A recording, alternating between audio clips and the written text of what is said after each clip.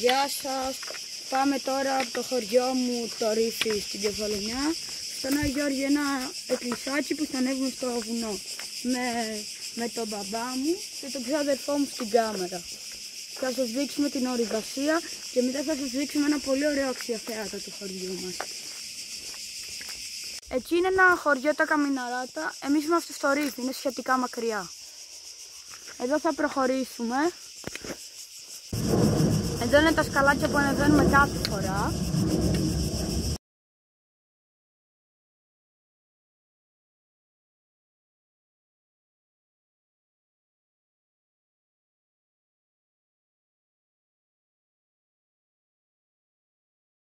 Εδώ είναι τα μονοπολάτα.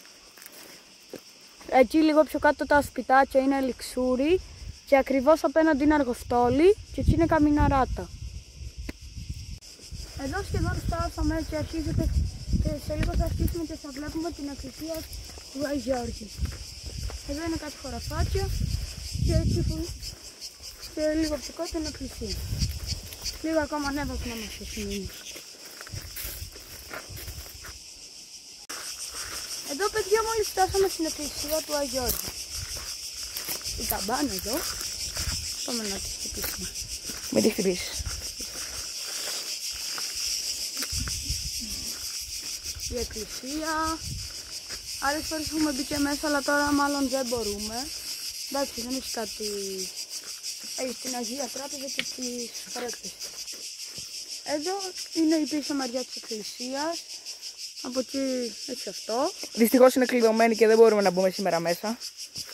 Θα πάμε εκεί λίγο πιο κάτω που φαίνονται όλα πάρα πολύ ωραία. Δηλαδή βλέπετε πολύ ωραία μέρη της Κεφαλονιάς. Είναι πάρα πολύ ωραία. Εκεί βλέπετε και το ferry boat. Εδώ πιο κάτω, εντάξει, είναι εκεί. Εδώ είναι η ταμπέλα με κιναϊκή τάφη και πάμε τώρα πάνω. Εδώ η καμπάνα, πάμε να δούμε πόσο δυνατά θα ακουστεί.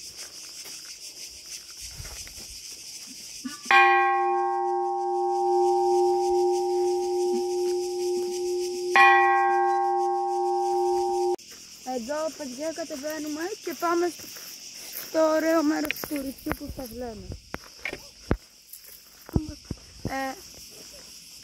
Το μέρος που θα σας δείξουμε είναι η Μικτιναϊκή τάφη, έτσι λέγονται.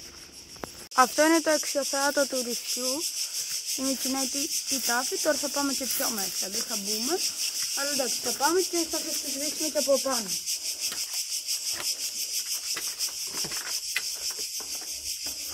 Εδώ μέσα είναι 3 τάφοι. 4. 4-5. Ναι, και υπάρχει κάπου άλλος ένας. Εδώ τώρα θα πάμε από την πάνω πλευρά. Που έχει σαν θόλο. Στην νησί είναι θόλος, απλώς χωρίς τζάμι και βλέπεις... Όπως τον φτιάχνανε παλιά είναι.